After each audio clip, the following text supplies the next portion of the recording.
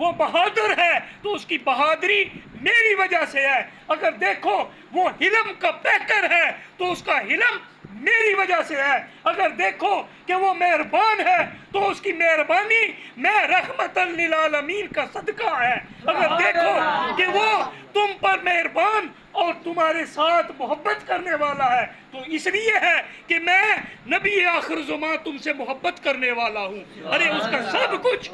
میری وجہ سے ہے۔ اگر اس کے اندر اس کو دیکھو گے، اسی لیے تو سرکار کے صحابی جو تھے نا، جب انہیں سرکار کے زیارت کی پیاس ہوتی تھی، جب انہیں یہ خواہش پیدا ہوتی تھی کہ سرکار کا دیدار کر لیں، سرکار کی زیارت کر لیں، وہ حضرت امام حسین رضی اللہ تعالیٰ کو دیکھ لیا کرتے تھے، اس سے سرکار کے دیدار کی پیاس بجھ جایا کرتی تھی، کیونکہ سرکار حضرت امام حسین رضی اللہ تعالیٰ عنہ جب میدان کرب و بلا میں جاتے ہیں تو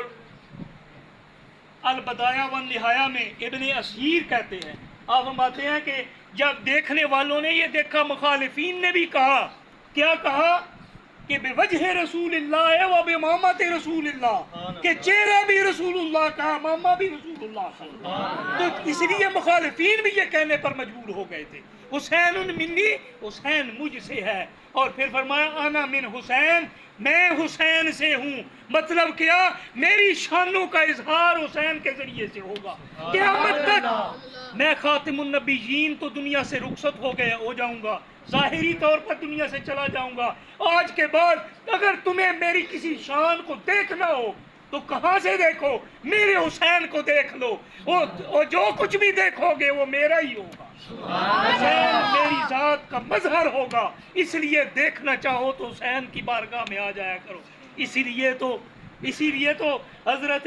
ابو بکر صدیق رضی اللہ تعالیٰ عنہ بھی حضرت سیدنا امام حسین کو منبر پر بٹھا کر خطبہ دیتے ہیں، اسی لیے تو عمر فاروق آپ سے سند لیتے ہیں کہ ہے نواسہ رسول ہے حسین ابن علی، مجھے لکھ کر دے دیجئے کہ عمر میرا غلام ہے، آپ مجھے یہ سند دے دیجئے، اور آپ نے فرمایا یہ سند میرے ساتھ قبر میں رکھنا، یہ ایسے نہیں کیونکہ سرکار کا فرمان سن رکھا تھا، حسین منی وانا من حسین، میں حسین سے ہوں، نانا کبھی نواسے سے نہیں ہوا کرتا، لیکن یہاں نانا نواسے سے اس لیے ہے کیونکہ تربیت کا پتہ ہے، آپ نے اپنے گود میں کھلایا ہے، آپ نے اپنے کندھوں پر کھلایا ہے، آپ نے اپنی پشت پر کھلایا ہے، آپ نے اپنی زبان ان کے منہ میں ڈالی ہے، آپ نے انہیں کبھی ہی کسی بھی طور پر وہ غیر شرعی کام کرنے نہیں دیا، آپ کو اپنی تربیت پر اتنا یقین تھا،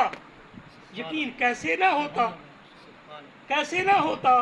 تربیت کرنے والے کون کون ہیں، ذرا نام تو سنتے چلیے، ایک طرف سیدنا علی المرتضیٰ شیر خدا ہے،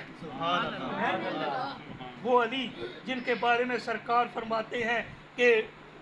اللہ تعالیٰ علی کی زبان پر بولتا ہے، عمر فاروق کے بارے میں بھی ہے، حضرت علی المرتضیٰ کے بارے میں ہے، وہ علی المرتضیٰ جو منبر پر بیٹھ کر یہ فرماتے ہیں کہ مجھ سے سوال کرو زمین و آسمان کے بارے میں کس کی بات کرتے ہو، انا مدینۃ العلم وعلی بابھا، میں علم کا شہر ہوں اور علی اس کا دروازہ ہے، تو آپ نے فرمایا انت اخی فی الدنیا والآخرہ، اے علی تو دنیا اور آخرت میں میرا بھائی ہے، یہ علی المرتضیٰ ہیں، انہوں نے تربیت کی ہے، تربیت کرنے والی دوسری ذات کون سی ہے، حضرت سیدہ فاطمہ الزہرا رضی اللہ تعالیٰ، وہ ذات جن کے دن گھر کے کام کاج میں گزرتے تھے، ہماری تو مائیں بہن